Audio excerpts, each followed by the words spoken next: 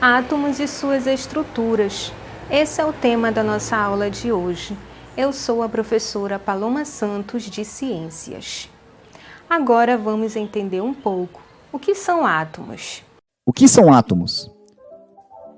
Toda matéria que existe é formada por átomos, e eles constituem tudo o que vemos por aí. Por exemplo, seu celular, seu computador, sua roupa, sua mesa, sua casa, as nuvens, o sol, as estrelas, o ar, a água, absolutamente tudo. Se a gente der um zoom muito grande em alguma coisa, uma hora a gente vai chegar na estrutura atômica, a qual constitui esse material. Um exemplo bem fácil de você entender é o do nosso dente. Se dermos um zoom bem grande nele, vamos chegar na sua estrutura cristalina.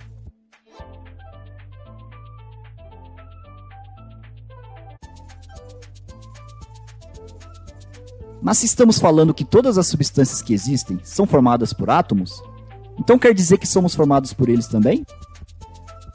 Sim, somos formados por esses carinhas. Como vocês observaram no vídeo, tudo que existe no universo é formado por átomos. E o conhecimento sobre os átomos é resultado de observações e experimentos realizados por cientistas ao longo do tempo.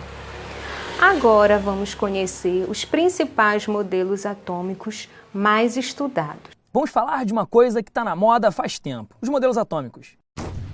Desde a antiguidade, muita gente sentiu vontade de pesquisar mais sobre a matéria, mas foi Dalton que propôs o primeiro modelo atômico consistente. Literalmente bem consistente. Algo parecido com bola de bilhar. Sabe aquela bola de sinuca? Se você não sabe, pensa numa bolinha lisa e sólida. Isso porque Dalton acreditava que os átomos eram maciços e esféricos. A teoria de Dalton serviu para que outros cientistas conhecessem o átomo e suas características. Ela foi baseada em experimentos, mas nenhum deles conseguiu revelar o átomo claramente. Por isso, Dalton denominava o átomo como a menor parte da matéria, sendo também indivisível e indestrutível. O segundo modelo foi proposto em 1848 pelo físico inglês J.J. Thomson. Após experimentos realizados com um tubo de raios catódicos, Thomson concluiu que os átomos pareciam um pudim de passas, ainda esféricos, mas não maciço. Isso porque ele notou a presença de elétrons, uma espécie de partícula negativa que ficava fixa no átomo, como se fossem gotas de chocolate num cookie. Por isso, o apelido de pudim de passas. Isso derrubou a teoria de Dalton sobre o átomo ser indivisível. Apesar desses elétrons, o modelo de Thomson também seria neutro. Internamente, ele apresentava partículas subatômicas negativas, ou seja, os elétrons, além de outras positivas, que balanceiam a carga final como nula. No início do século XX, a teoria de Thomson começou a ser questionada quando surgiu a radioatividade, pois esse fenômeno não obedecia ao modelo do pudim de passas. Através de experimentos com uma lâmina de ouro, o químico Rutherford concluiu que o átomo não era uma estrutura inteira. Ele teria um núcleo positivo pequeno, circundado por uma eletrosfera cheia de elétrons. Esse modelo ficou conhecido como sistema planetário e é representado pela velha bolinha de tênis no estádio de futebol, sendo o campo a eletrosfera em volta do núcleo positivo. Em dado momento, os cientistas começaram a ver falhas nesse modelo, principalmente relacionadas ao movimento dos elétrons. Como diabos ela fazia para manter seus elétrons em órbita? A dúvida chamou a atenção de Niels Bohr. Isso resultou num dos modelos mais atuais, o de Rutherford-Bohr. Bohr associou ao modelo planetário a teoria proposta por Max Planck. Ele afirmou que as órbitas da eletrosfera seriam dotadas de um nível de energia. Por isso, os elétrons se mantêm girando em torno do núcleo. Isso impede que eles se cansem e caiam. Agora que vocês já conheceram os principais modelos atômicos e os principais cientistas que os estudaram, vamos falar sobre a estrutura do átomo. O átomo, ele apresenta um núcleo, que é uma região central do átomo. Nele, nós encontramos duas partículas diferentes, que são os nêutrons, que não são dotados de carga elétricas, ou seja, não possuem carga elétrica. E nós temos os prótons. Os prótons são partículas compostas por carga elétrica positiva. E ao redor do núcleo do átomo, nós temos os elétrons, que são partículas dotadas de carga elétrica negativa. Tá? Recapitulando, quais são as principais estruturas dos átomos? Nós temos a região central, que é o núcleo, e dentro dele nós encontramos os prótons e os nêutrons.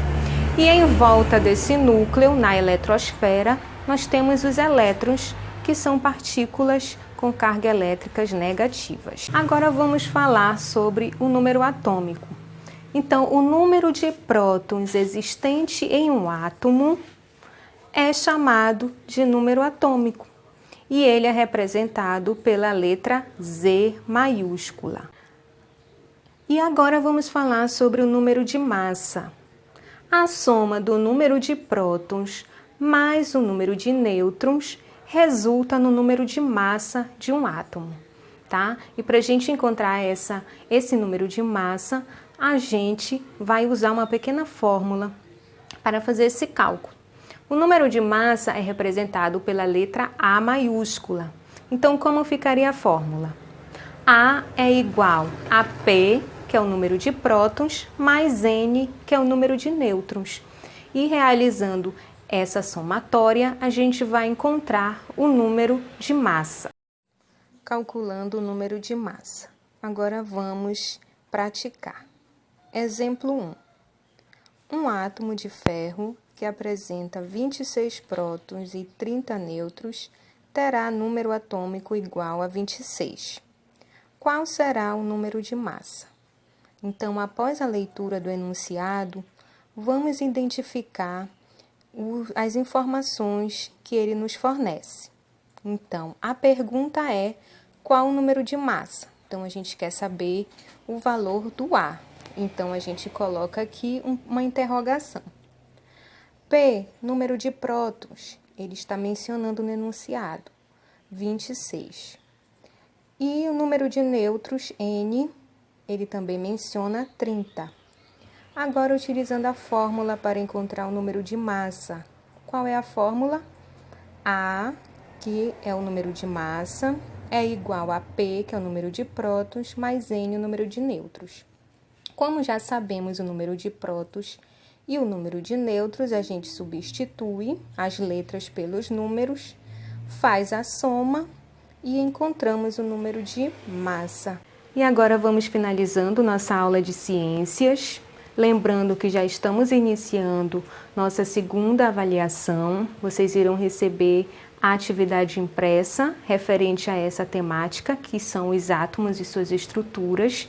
E qualquer dúvida, nos encontraremos no grupo virtual. Bons estudos!